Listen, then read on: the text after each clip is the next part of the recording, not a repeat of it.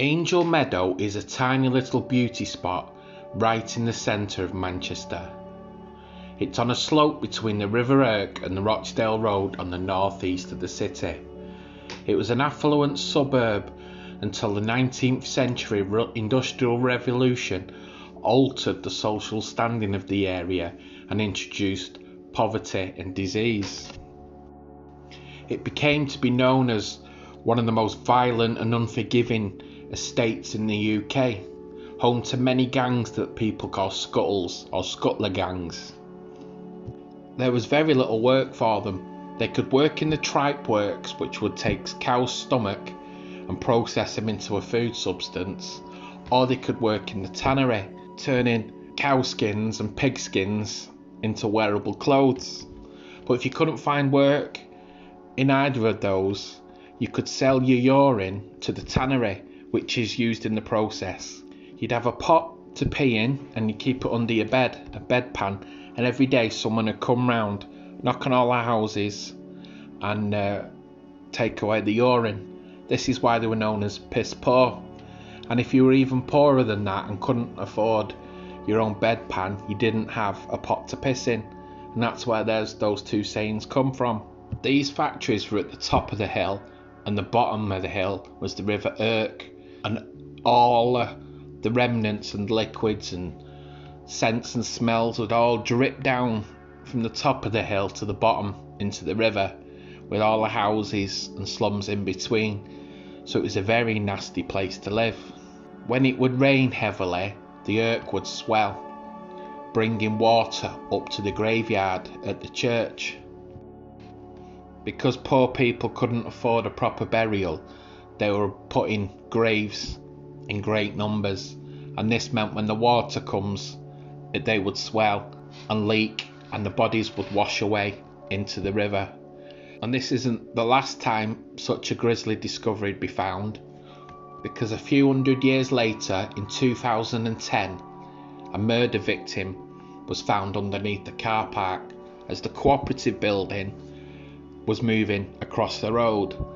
Cooperative had their headquarters here in Manchester at the CIS Tower, and they were moving across, taking a part of Angel Meadow. The woman's identity was never found, but today we'll look at the evidence and look for clues and see if we can make headway into an identification. The first clues come from the autopsy. She'd suffered a violent attack, leaving her with a broken neck, clavicle and jaw.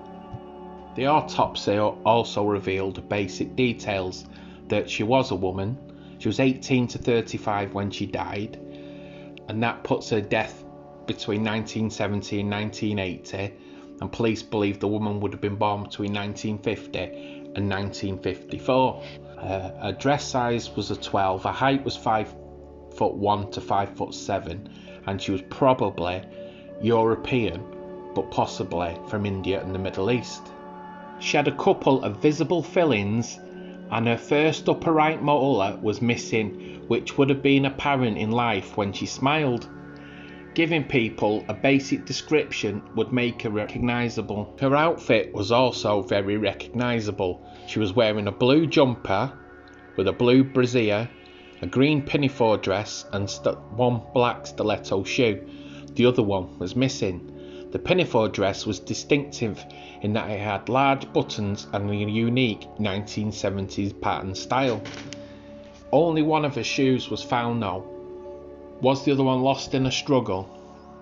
Her entire outfit puts her in the 1970s. Other things that help date the body is a number of items found near the body where she was buried, including a plastic Guinness measuring chart from the late 1960s. She was also found wrapped in blue carpets that appeared to be from a car.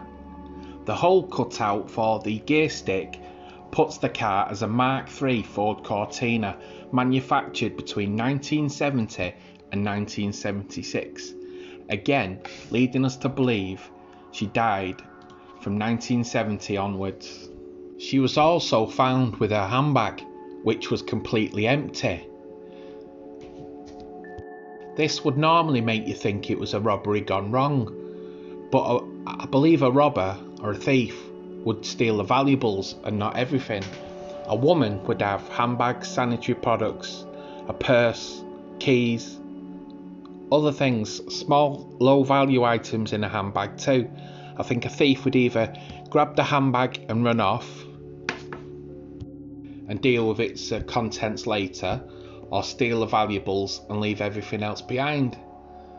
I believe that is evidence that this is a spur of the moment rather than a targeted attack, and the perpetrator had made it look like it was a robbery gone wrong. The fact that he'd used carpet from a relatively new car also shows to me that it's probably opportunistic, that he had her in his car, he's killed her for whatever reason, and he's made haste and done a quick job of hiding the body somewhere close, somewhere nearby, the nearest place, and he's just done a runner. Again, only one shoe shows to me that it happened quick. Something a bit more planned out would have meant that they would have had a vague idea of where to take the body. Where the body was found also adds to this theory that it was an opportunist crime. Angel Meadow is right in the heart of the city centre. It isn't the red light district, it isn't a shady area or anything at this time in the 1970s. It's just a small park on the way out of town or the way into town. An opportunist killer has found this poor girl, killed her and buried her in the closest place possible where he can do it and make an escape. As to what the victim was doing there, it's hard to say, but I think it's unlikely she was a sex worker. I think it's more likely she lived in the area. Manchester city centre in the 1970s was largely retail. If she was working, she'd have some sort of uniform or name badge, but that could have been taken with her belongings. Now, if we skip forward to May 2011, the police had the face reconstructed from the bones of the skull. This is the image you can see here. The police released the image through Crime Watch, a BBC TV programme, and put an appeal out for information, but very little came back. Also at this point, 3 missing women were ruled out of the investigation: Helen Sage, Zoe Simpson and Helen McCourt. It couldn't be either of these 3. Also, DNA analysis done around this time was done to try and establish whether they were victims of either Peter Tobin or Ronald Castry, who were both killers known to be active at the time showed, but there was no connection.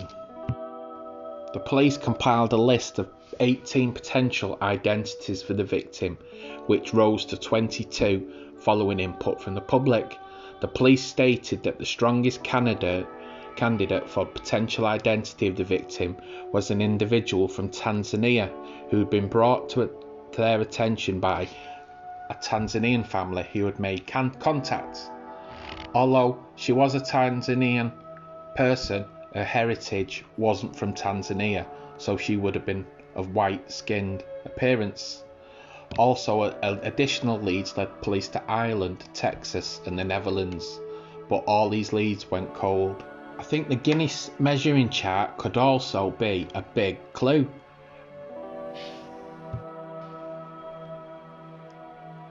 Either he, the perpetrator, or her, the victim, could have worked in a pub or a club in the area, and that's how the measuring chart got to be at the crime scene, because it was found with the body, it was wrapped up in the carpets with her. You know, was she killed at a pub and then taken there and dumped? There were plenty of pubs in the area. He could have been a landlord, and she could have been a member of staff or a punter. So looking at this evidence, to me it looks like an opportunist crime. A crime where they might have known each other, they might not have known each other, but certainly one that wasn't planned. It wasn't the work of a serial killer. It was just a one-off crime What do you think? Let me know your theories.